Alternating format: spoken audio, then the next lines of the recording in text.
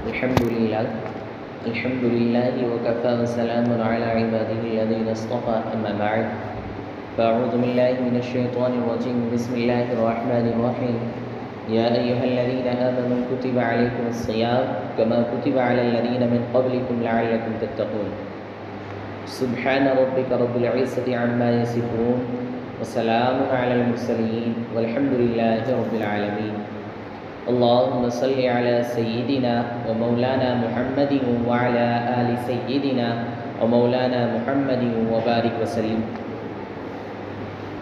میرے معزز بزرگوں، دوستوں اور عزیز ساتھیوں،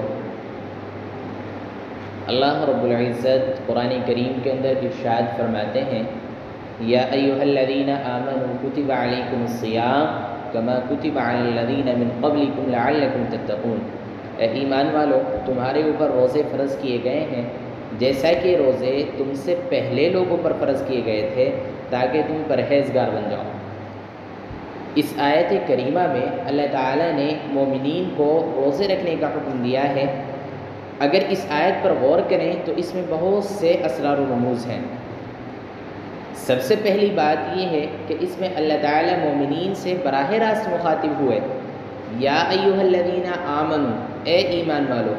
اللہ تعالیٰ کا مومنین سے براہ راست خطاب کرنا یہ ایمان والوں کے لیے بڑے اعزاز کی بات ہے۔ اس کی مثال یوں سمجھیں، جیسا کہ بادشاہ کسی خاک روح کو بلا کر کوئی حکم دے تو وہ اپنی عزت محسوس کرے گا۔ وہ سمجھتا ہے کہ میں مزدور بندہ تھا، معمولی حیثیت تھی، وقت کے بادشاہ نے مجھے خود بلا کر یہ کام کہا، وہ اس میں اپنی بڑی عزت افزائی سمجھے گا اور بادشاہ سے اپنی اس ہم کلامی کو وہ لوگوں کے سامنے بطور فخر بھی بیان کرے گا، بادشاہ نے مجھے یہ کام کہا ہے۔ یا یوں سمجھ لیجئے کہ گدھا گاڑی والا جا رہا ہو اور وقت کا بادشاہ اپنی سواری روک کر اس سے کوئی بات پوچھے تو اس واقعے کو وہ بھول نہیں سکتا۔ جب بھی کہیں تذکرہ ہوگا وہ دوسرے لوگوں کو بتائے گا کہ دیکھو میری حیثیت تھی لیکن فلاں موقع پر بادشاہ نے مجھ سے گفتگو کی تھی۔ جو نسبت گدھے گاڑی والے کو بادشاہ سے ہے، ہماری اللہ رب العزت کی عظمت کے سامنے وہ نسبت بھی نہیں۔ ہم مخلوق ہیں، وہ خالق ہیں، ہم عاجز ہیں، وہ عظیم ہیں۔ اللہ رب العزت ہمارے خالق اور مالک ہیں، تو ان کا فرمان یا خطاب کر دینا یہ ہمارے لیے بہت ہی قابل اعزاز بات ہے۔ بزرگان محترم، تورات میں اللہ رب العزت نے بنی اسرائیل کو ایک مرتبہ براہ راست خطاب کیا۔ اس پر وہ لوگ اتنے خوش ہوئے، وہ کہا کرتے تھے کہ نحن ابناء اللہ و احباؤہ، ہم اللہ تعالیٰ کے بیٹے اور اس کے چنے ہوئے بندے ہیں۔ وہ ایک مرتبہ کے خطاب برتری کے وہم میں مبتلا ہو گئے، جبکہ اللہ رب العزت نے امت محمدیہ صلی اللہ علیہ وسلم کے مومنین کو قرآن کریم کے اندر 88 مرتبہ براہ راست خطاب فرمایا ہے، 88 مرتبہ۔ تو یہ مومنین کے لیے کتنے فخر اور اعزاز کی بات ہے۔ ایک اور پہلو سے غور کریں تو معلوم ہوتا ہے کہ اس خطاب میں بہت ہی اپنائیت اور محبت ہے۔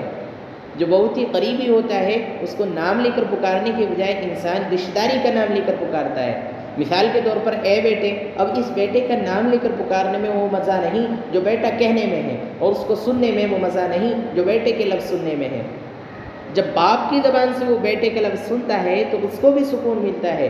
اسی طرح اللہ رب العزت نے بھی اس آیت مبارکہ میں اپنے بندوں کے ایمان کے رشتے کا تذکرہ کر کے بلایا، یا ایھا الذین آمنوا، اے ایمان والو، اے ماننے والو، اے وہ بندو جو روز ازل سے حسن حقیقی کے ساتھ پیمان وفا کر چکے ہو، میری توحید کی امانت اپنے سینوں میں بھر چکے ہو، تم اپنے میرے محبوب صلی اللہ علیہ وسلم کی رسالت کو مان کر ان کے غلامی کا عہد کر چکے ہو، تو خطاب کرنے کا یہ بہت ہی بڑا پیارا انداز ہے، یا ایھا الذین آمنوا، اے ایمان والو، اس میں بہت ہی اپنائیت ہے۔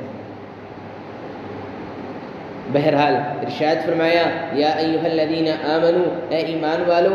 اس خطاب میں اللہ رب العزت کی طرف سے بہت پیار ہے، اس میں ایمان کے رشتے کا اظہار ہے۔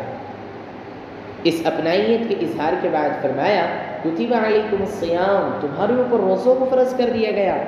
دنیا کا دستور یہ ہے کہ کچھ لینے کے لیے کچھ دینا پڑتا ہے، کچھ پانے کے لیے کچھ کھوانا پڑتا ہے۔ آپ بیج ڈالیں گے تو آپ کو درخت ملے گا، قیمت ادا کریں گے تو کوئی چیز ملے گی۔ تو اے ایمان والو، اے ہماری محبت کا دعویٰ کرنے والو، اگر تم ہم سے ملاقات کرنا چاہتے ہو، ہمیں راضی کرنا چاہتے ہو، تو پھر اس کا کچھ طریقہ ڈھونڈو، کوئی اس کی قیمت ادا کرو۔ اس کی قیمت کیا رکھی؟ کتب علیکم الصیام، تم پر روزوں کو فرض کر دیا گیا، 1 مہینے کے لیے دن کے وقت تم روزے دار بن کر رہو۔ دیکھو دنیا والے اپنے محبوب کو پانے کے لیے بڑی مشقتیں اٹھایا کرتے ہیں، بڑے جتن کاٹا کرتے ہیں، بڑی مشکلات برداشت کرتے ہیں۔ تم جو مجھ پر ایمان رکھتے ہو، میری محبت کا دم بھرتے ہو، تمہیں اپنے محبوب حقیقی کو منانے کے لیے ایک چھوٹا سا کام دیا جا رہا ہے۔ 1 مہینے کے لیے غیر سے نظر ہٹا لو اور اپنے محبوب پر نظر جما لو۔ تو روزے کا اصل حکم کیا ہے؟ ماں سوا سے کٹو، اللہ سے جڑو۔ اس کی پریکٹس کر کے دیکھو۔ یہ تو ساری زندگی پریکٹس کرنی چاہیے، مگر بقیہ سال تم اپنے کاموں میں گھرے رہتے ہو، اپنے معاملات میں مصروف رہتے ہو۔ تم 1 مہینے کے لیے ہر طرف سے اپنی نظریں ہٹا لو، تم 1 مہینے کے لیے نفسانی لذتوں کو ہماری خاطر قربان کر دو۔ اور یہ کوئی مشکل شرط نہیں، کوئی کٹھن کام نہیں۔ محبوب اگر اپنی طرف بلائے تو پھر طالب اور محب تو سر کے بل جانے کو تیار ہوتا ہے۔ جیسے کسی نے شاعر نے کہا تھا، انہی پتھروں پر چل کے اگر آ سکو تو آؤ، انہی پتھروں پر چل کے اگر آ سکو تو آؤ، میرے گھر کے راستے میں کوئی کہکشاں نہیں ہے۔ تو میرے بھائیوں، محبوب کے یہاں پتھروں پر بھی اگر سر کے بل جل کے جانا پڑے تو یہ اعزاز ہوتا ہے۔ بلکہ لوگ کہتے ہیں جی ہم اپنے محبوب کی خاطر اپنا مال، اپنی جان لٹانے کے لیے تیار ہیں۔ ارے دنیا کی نفسانی محبتوں کا حال دیکھو۔ ایک خاتون شیریں نے اپنے چاہنے والے فرحات سے کہا تھا کہ اس پہاڑ سے دودھ کی نہر نکالو۔ کتابوں میں لکھا ہے اس نے پہاڑ کو کھودنا شروع کر دیا۔ اگر دنیا کی فانی محبوبوں کی خاطر پہاڑوں کو توڑنے پر آمادہ ہو جاتے ہیں، اگر دنیا کی فانی محبتوں کے خاطر کچھ بھی کرنے کے لیے تیار ہو جاتے ہیں، تو اے ہمارے چاہنے والوں، تم ہماری ملاقات کی خاطر، ہماری رضا کی خاطر کیا 1 مہینے کے روزے بھی نہیں رکھ سکتے؟ تو فرمایا کتب علیکم الصیام، ہم نے تمہارے اوپر روزوں کو فرض کر دیا گیا، اس لیے کہ اس روزے کے بدلے تمہیں میری ملاقات نصیب ہوگی۔ یہ ہمارے لیے سب سے بڑا انعام ہے۔ حدیث پاک میں آتا ہے، حدیث قدسی ہے، اللہ تعالیٰ ارشاد فرماتے ہیں انسان کے جتنے بھی اعمال ہیں اس کے اپنے لیے ہیں سوائے روزے کے، فَإِنَّهُ لِي وَأَنَا أُجْزَىٰ بِهِ، پس وہ میرے لیے ہے اور اس کا بدلہ میں آپ ہوں۔ روزے کے بدلے میں اس بندے کو میں مل جاتا ہوں، کتنی بڑی بات ہے۔ جو چاہنے والے ہوتے ہیں وہ تو محبوب کو حاصل کرنا چاہتے ہیں، چاہے کسی قیمت پہ انہیں ملے۔ ایک فلسفے کی بات ہے، اس شرط پہ کھیلوں گی پیا پیار کی میں بازی، اس شرط پہ کھیلوں گی پیا پیار کی میں بازی، جیتوں تو تجھے پاؤں ہاروں بھی تو میں تیری، کہ مقصود تو محبوب کا حصول ہے جیسے بھی ہو۔ تو ایمان والوں کے لیے کتنی خوشی کی بات ہے کہ فقط 1 مہینے کے روزے رکھنے کا بدلہ اللہ تعالیٰ فرماتے ہیں انا اجزا بھی، اس کا بدلہ میں آپ ہوں۔ دیکھیں ایک ہوتا ہے عبادت سے مال ملنا، عبادت سے دنیا کی شہرت ملنا، عبادت سے حور و قصور کا ملنا، جنت کا ملنا، یہ سب فانی چیزیں ہیں، اور ایک ہے اس عبادت سے رب کریم کا مل جانا، اس سے بڑا انعام کوئی نہیں ہو سکتا۔ کہتے ہیں کہ ایک بادشاہ تھا، اس کی کئی بیویاں تھیں، مگر ایک سے اس کو ذرا زیادہ محبت تھی۔ تو دوسری بیویاں اس بات کو بڑا محسوس کرتی، آپس میں بات کرتی ہیں کہ خاندان میں ہم بہتر، حسن و جمال میں ہم بہتر، مال و منال میں ہم بہتر، فضل و کمال میں ہم بہتر، اور بادشاہ کی محبت کی وہ نظر ہم پر نہیں پڑتی جو اس پر پڑتی ہے۔ تو اب بادشاہ سے پوچھیں کہ اس کی کیا وجہ ہے۔ چنانچہ ایک دن انہوں نے سوال کیا کہ جی مسئلہ کیا ہے، ہم میں کسی چیز کی کمی نہیں ہے۔ اس نے کہا اچھا تمہیں کبھی اس بات کا جواب دوں گا۔ کچھ دنوں کے بعد وہ بات ہی بھول گئی۔ ایک دن بادشاہ نے کہا کہ میں آج بہت خوش ہوں اور میں چاہتا ہوں کہ آپ لوگوں پر میں آج خوب اپنے انعام اکرام کی بارش کر دوں۔ تو اس بات سے بیوی جتنی خوش ہو سکتی تھی وہ کسی اور بات سے تو نہیں ہو سکتی۔ چنانچہ اس نے خزانے سے بہت سے قیمتی ہیرے موتی جواہرات منگوائے اور کہا کہ اچھا میں دیکھوں گا کہ کون تم میں سے کتنی چیز کو اپنے لیے سلیکٹ کرتی ہے۔ چنانچہ اس نے سب رکھوا دی اور کہا کہ جب میں اشارہ کروں گا تو تم میں سے ہر ایک اپنی پسند کی چیز پر ہاتھ لگا دے۔ چنانچہ اشارہ کرنے کی دیر تھی، کسی نے ہیرے پر ہاتھ رکھا، کسی نے یاقوت پر ہاتھ رکھا، کسی نے موتی پر ہاتھ رکھا، کسی نے سونے پر ہاتھ رکھا، سب نے اپنے اپنے ہاتھ مختلف چیزوں پر رکھ لی۔ اور وہ جس سے بادشاہ کو خاص محبت تھی وہ اپنی جگہ کھڑی رہی، تو سب بیویاں ہنسنے لگیں کہ آج اس بیوقوف کی قلی کھل گئی کہ کتنی کم عقل اور بیوقوف ہے کہ کھڑی رہ گئی ہے، اب اس کو کوئی معمولی چیز ملے گی۔ تو بادشاہ نے حیران ہو کر اس سے پوچھا کہ کیا بات ہے، آپ نے کوئی چیز اپنے لیے نہیں چنی؟ اس نے کہا بادشاہ سلامت، میں آپ سے ایک چیز کی تصدیق چاہتی ہوں، آپ نے یہی فرمایا نا کہ جو کچھ یہاں موجود ہے اس کے اوپر اگر تم ہاتھ رکھ لو گی تو وہ چیز تمہاری ہو جائے گی؟ اس نے کہا ہاں میں نے تو یہی کہا ہے، تو تم نے دیر کیوں کر دی؟ تو وہ آگے بڑھی، اس نے بادشاہ کے کاندھے پر جا کر اپنا ہاتھ رکھ لیا، کہنے لگی بادشاہ سلامت، جب آپ مجھے مل گئے یہ سب چیزیں مجھے مل گئیں، تو بات تو ایسی ہی ہے کہ جب روزہ رکھنے پر اللہ رب العزت بندے کو مل گئے تو پھر دنیا کی باقی نعمتیں تو خود بخود بندے کی ہو گئیں۔ کتب علیکم الصیام، تم پر روزے فرض کیے گئے ہیں، یہ اللہ تعالیٰ کی طرف سے ایک حکم ہے، لیکن اس حکم کو پڑھ کر مومن گھبرا جاتا ہے، وہ یہ سمجھتا ہے کہ شاید میرا مالک ہے مجھ سے خفا ہے، جس سے ملی ہے مجھے سزا ہے کہ ایک مہینے کے لیے کھانا پینا بند ہے۔ دل میں سوال پیدا ہوتا ہے کہ کہیں یہ ہمارے گناہوں کی سزا تو نہیں دی جا رہی کہ ایک مہینے کے لیے پابندیاں لگا دی گئیں، ہم کھا نہیں سکتے، پی نہیں سکتے، بیوی سے مل نہیں سکتے۔ اللہ رب العزت بڑے کریم ہیں، انہوں نے ہی تسلی بھی دے دی۔ تسلی کیا دی؟ فرمایا کما کتب علی الذین من قبلکم، یہ پابندیاں صرف تم پر نہیں لگائی، تم سے پہلے والے لوگوں پر بھی اسی عبادت کو فرض کیا گیا تھا۔ یہ تسلسل آ رہا ہے، یہ بات چلی آ رہی ہے، ایک عبادت کا جو تم سے پہلی امتوں پر بھی تھا اور تمہارے اوپر بھی لاگو کیا جا رہا ہے، کوئی نئی پابندی نہیں ہے۔ تم سے پہلے والے جو ہمارے عاشق دنیا میں گزرے، چاہنے والے گزرے، یہ عمل وہ بھی کرتے چلے گئے ہیں، تم بھی وہی عمل کرو۔ ہم خفا ہونے کی وجہ سے تمہاری روٹی پانی بند نہیں کر رہے، بلکہ عبادت کے طور پر تم سے پہلے والوں کا حکم تم پر جاری کر رہے ہیں۔ اب مومن کو تسلی ہو جاتی ہے کہ ہمارے فائدے کی خاطر ہمارے پروردگار نے ہم پر ایک عبادت کو لاگو کیا جو ہمارے بڑے بھی کرتے چلے آئے ہیں، جیسے پہلے کو اللہ کی رضا ملی ہمیں بھی اللہ کی رضا مل جائے گی۔ حضرت آدم علیہ السلام کے بارے میں آتا ہے کہ جب ان کو دنیا میں بھیجا گیا تو جنت کا حسن تھا، وہ تو جنت میں ہی رہ گیا۔ ایک مرتبہ جب انہوں نے پانی میں اپنا چہرہ دیکھا اور وہ جنت کا حسن و جمال، وہ رعنائی ان کو نظر نہ آئی تو افسردہ ہوئے کہ اے اللہ، جنت کی پوشاک بھی مجھ سے لے لی گئی اور وہ حسن و جمال بھی لے لیا گیا۔ ان کو پھر ارشاد ہوا کہ تم مہینے کے 3 روزے رکھو، ان کو ایام بیض کہتے ہیں۔ چاند کے اعتبار سے 13، 14، 15، چونکہ ان تینوں تاریخوں میں چاند کی روشنی بھرپور ہوتی ہے، روشن راتیں ہوتی ہیں، تو ان روزوں کی برکت سے آپ کے چہرے پر نور آ جائے گا جو جنتی نور کی مشابہت رکھنے والا ہوگا۔ چنانچہ انہوں نے ایام بیض کے روزے شروع کیے تو روزوں کا سلسلہ وہاں سے شروع ہوا۔ پھر اس کے بعد حضرت نوح علیہ السلام کی کشتی جب کنارے پر لگی تو انہوں نے 10 محرم کا روزہ رکھا۔ حضرت داؤد علیہ السلام کو اللہ تعالی نے دنیا کی بادشاہی بھی دی اور پیغمبری بھی عطا کی، تو وہ ایک دن روزہ ایک دن افطار کیا کرتے تھے، سال کے 6 مہینے روزے رکھتے تھے اور سال کے 6 مہینے افطار کیا کرتے تھے۔ موسیٰ علیہ السلام جب کوہ طور پر گئے تو انہوں نے 40 دن روزے رکھے۔ یحییٰ علیہ السلام نے بھی روزے رکھے، عیسیٰ علیہ السلام نے بھی 2 ماہ کے روزے رکھے، اور تو اور ہندو برہمن بھی 24 روزے رکھتے ہیں اور اس کو برت کہتے ہیں۔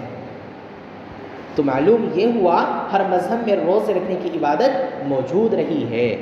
پہلی قوموں میں بھی روزوں کو فرض کیا گیا اور اس امت پر بھی روزے فرض کر دیے گئے۔ دل میں سوال پیدا ہوتا ہے کیوں یہ روزوں کی پابندیاں لگائی گئی ہیں، کیوں کھانے پینے سے منع کر دیا گیا؟ کیا کوئی بجٹ میں کمی کا اندیشہ تھا؟ جیسے آج کل حکومتوں کے مسئلے ہوتے ہیں کہ بجٹ کم ہے لہذا ڈنڈی مار دو، تو کیا یہ کوئی رزق کی کمی کا مسئلہ تھا؟ فرمایا نہیں، ہمارے خزانوں میں کوئی کمی نہیں ہے، بلکہ تمہارے ہی فائدے کے لیے حکم دیا گیا ہے۔ سن لو لعلکم تتقون، تاکہ تم پرہیزگار بن جاؤ، تمہاری تربیت ہو جائے، تمہیں پتہ چل جائے کہ تم نے اپنے نفس پر قابو کیسے پانا ہے۔ تو روزے کا اصل مقصد انسان کے اندر تقوی پیدا کرنا ہے۔ مقصود یہ تھا کہ اگر تم سال میں 30 دن ہمارے کہنے کے مطابق جائز چیزوں کو بھی دن میں چھوڑ سکتے ہو، تو کیا باقی سال کے حصوں میں ناجائز چیزوں کو نہیں چھوڑ سکتے؟ جب ہمارے کہنے پر جائز چیزوں کو چھوڑ رہے ہو تو پھر سال کے باقی حصوں میں ناجائز چیزوں کو چھوڑنا تو بہت ہی آسان ہے۔ تو ایمان والوں کو اس مہینے کے اندر پریکٹس کروائی گئی، اپنے نفس پر قابو پانے کے لیے ریل سیل کرائی گئی ہے، ورنہ بندہ بے صبرا ہو جاتا ہے اور اپنی خواہشات کی تکمیل کے لیے دیوانہ ہو جاتا ہے، جبکہ تقوی انسان کے اندر صبر پیدا کرتا ہے۔ تقوی کی وجہ سے انسان اپنے نفس کو لگام دے سکتا ہے، اس لیے تمام تعلیمات کا خلاصہ تقوی ہے، ہر عبادت کا مقصد ہی تقوی ہے۔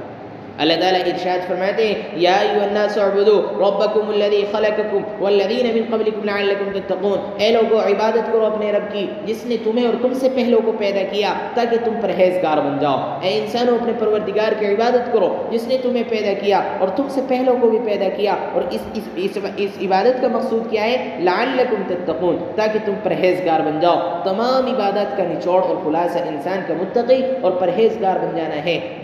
چنانچہ جتنی بھی عبادتیں ہیں ان کا مقصد تقویٰ ہی ہے، ان کا مقصد تقویٰ ہی ہے۔ ہم قربانی کرتے ہیں، اللہ کے راستے میں ایک جان قربان کرتے ہیں، اس قربانی کا مقصد کیا ہے؟ اللہ تعالیٰ خود فرماتے ہیں لن ینال اللہ لحومها ولا دماؤها ولکن ینالہ التقوی منکم، نہ اس کا خون پہنچتا ہے نہ گوشت ہمیں پہنچتا ہے، ہمیں تو تقویٰ پہنچتا ہے جس تقوی سے تم جانوروں کی قربانی کر رہے ہوتے ہو۔ حج انسان کرتا ہے، بیت اللہ شریف کی زیارت کتنا عظیم الشان عمل ہے، لیکن حج کا بھی اصل مقصد کیا ہے؟ تقوی پیدا ہو جائے۔ فرمایا وَمَن يُعَظِّمْ شَعَائِرَ اللَّهِ فَإِنَّهَا مِن تَقْوَى الْقُلُوبِ، حتیٰ کہ اللہ کا گھر مسجد بنائے تو بھی تقوی کے ساتھ۔ اللہ تعالیٰ فرماتے ہیں لَمَسْجِدٌ أُسِّسَ عَلَى التَّقْوَىٰ، تو ہر کام کا مقصد تقوی ہے، ہر عبادت کا مقصد تقوی ہے۔ اس لیے متقی لوگ ہی آخرت میں کامیاب ہوں گے، جن کے پاس تقوی ہوگا وہی لوگ آخرت میں کامیاب ہوں گے۔ پل صراط پر کون کامیاب ہوگا؟ متقی کامیاب ہوں گے۔ ثم ننجی الذین اتقوا ونذر الظالمین فیہا جثیا، پھر ہم نجات دیں گے جو متقی ہوں گے اور ظالموں کو گھٹنوں کے بل جہنم میں پڑا چھوڑ دیں گے۔ اور پھر جنت کی طرف کن کو لے کر جائیں گے؟ متقیوں کو۔ وسیق الذین اتقوا ربهم الی الجنۃ زمرا، اور وہ لوگ جو ڈرتے ہوں گے جنت کی طرف گروہ در گروہ لے جائے جائیں گے۔ اور جنت کی نعمتیں کن کے لیے ہیں؟ متقیوں کے لیے۔ مثل الجنۃ التي وعد المتقون، مثال اس جنت کی جس کا متقیوں سے وعدہ کیا ہے۔ تو متقیوں کے لیے جنت کی کیا کیا نعمتیں بنائی گئی ہیں، جگہ جگہ پر اس کے تذکرے ہیں۔ تو تقوی اختیار کرنے کا اللہ تعالیٰ کی طرف سے حکم ہے، اللہ تعالیٰ کی طرف سے وصیت ہے، اور روزے سے یہی مقصد حاصل ہوتا ہے لعلکم تتقون، تاکہ تم پرہیزگار بن جاؤ۔ اس لیے انسان دنیا میں جو کام بھی کرے تقوی کی بنا پر کرے۔ اور تقوی کیا ہے؟ کہ ہر ناجائز اور مشتبہ کام سے اپنے آپ کو بچانا تقوی کہلاتا ہے۔ ایک صحابی حضرت ابی بن کعب رضی اللہ تعالی عنہ سے کسی صحابی نے پوچھا تقوی کیا ہے؟ فرمایا کبھی خاردار راستے سے گزرے ہو؟ کہا کئی دفعہ گزرا ہوں۔ کہا کہ کیسے گزرتے ہو؟ کہا حضرت بڑا بچ کر سمٹ کر کہیں دامن الجھ نہ جائے۔ فرمایا اسی کا نام تقوی ہے کہ انسان تو ایسے سنبھل کر زندگی گزارے کہ تیرا دامن کسی گناہ میں آلودہ نہ ہو جائے، اسی کو تقوی اور پرہیزگاری کہتے ہیں۔ تقوی کا پیدا ہو جانا یہ تمام عبادات کا نچوڑ ہے، یہ تمام عبادات کا خلاصہ ہے۔ خوف خدا آ جائے جس کی وجہ سے انسان گناہوں سے بچ جائے، اسی کو تقوی کہتے ہیں۔ میرے محترم بزرگوں، دوستوں اور عزیز ساتھیوں، یہ تقوی بڑی چیز ہے۔ یہ جب انسان کے اندر ہوتا ہے تو اسے نیکی پر استقامت نصیب ہو جاتی ہے، حتیٰ کہ تقوی سے انسان کے اندر ایسی استقامت آ جاتی ہے کہ غم کے پہاڑ اس پر توڑ دیے جائیں تو اس کے پائے استقامت کے اندر تزلزل نہیں آتا۔ اس لیے روزے کا اصل مقصد فقط بھوکا پیاسا رہنا نہیں ہے، بلکہ اس کا مقصد تو گناہوں سے بچنے اور نیکی کے اوپر جم جانے کی مشق کرانا ہے۔ یہ رمضان ایک مشق ہے ایمان والوں کے لیے۔ اس لیے حدیث پاک میں آتا ہے لیس الصیام من الاکل والشرب انما الصیام من اللغو والرفث، کہ روزہ کھانے اور پینے سے بچنے کا نام نہیں ہے، بلکہ روزہ تو لغو اور فحش کاموں سے بچنے کی وجہ سے ہے۔ اگر انسان روزہ رکھ کر بھی برے کاموں سے نہیں بچتا تو اسے روزے کی حقیقت اور روزے کا مقصد حاصل نہیں ہو سکتا۔ اس لیے حدیث پاک میں فرمایا گیا ہے جو شخص جھوٹ اور جھوٹ کے متعلقہ کام کھوٹ نہیں چھوڑتا، اللہ کو اس کی کوئی حاجت نہیں ہے کہ وہ اپنے کھانے اور پینے کو چھوڑ دے، کیونکہ اس لیے کہ روزہ رکھ کر ان تمام گناہوں سے بچیں گے تو روزے کا مقصد حاصل ہوگا۔ اس لیے رمضان کو شہر صبر کا مہینہ کہتے ہیں۔ مشائخ نے روزے کے 3 درجے لکھے ہیں۔ نمبر 1 عوام کا روزہ، نمبر 2 خواص کا روزہ، نمبر 3 اخص الخاص کا روزہ۔ نمبر 1 عوام کا روزہ، ایک ہے عوام الناس کا روزہ۔ عوام الناس کا روزہ یہ ہے کہ انہیں دن کے اوقات میں کھانا نہیں، پینا نہیں، میاں بیوی والا معاملہ نہیں کرنا، تینوں چیزوں سے بچنا ہے۔ جو بچ گیا یہ عوام الناس کا روزہ ہو گیا۔ نمبر 2 خاص کا روزہ، لیکن ایک ہوتا ہے خاص کا روزہ، اللہ کے نیک بندوں کا روزہ۔ خاص کا روزہ یہ ہے کہ کھانے اور پینے اور جماع سے بھی بچے اور اعضائے جسمانی کو گناہ سے بھی بچائے، زبان غلط نہ بولے، آنکھ غلط نہ دیکھے، کان غلط نہ سنے، ہاتھ پاؤں کسی کو تکلیف نہ پہنچائے۔ تیسرا نمبر آتا ہے اخص الخاص کا روزہ۔ اخص الخاص کا روزہ یہ ہے کہ کھانے پینے اور جماع سے بھی بچے، اپنے جسم کے اعضاء سے گناہ کے مرتکب بھی نہیں ہوتے، اور اپنے دل سے اللہ کے غیر کی طرف متوجہ بھی نہیں ہوتے، ان کے دل ہر وقت اللہ کی طرف متوجہ ہوتے ہیں۔ یہ وہ لوگ ہیں جنہوں نے واقعی روزے کی روح کو حاصل کیا ہے۔ تو فکر کی بات ہے، ہمیں کم از کم دوسرے نمبر کے روزے میں تو شامل ہو جانا ہی چاہیے۔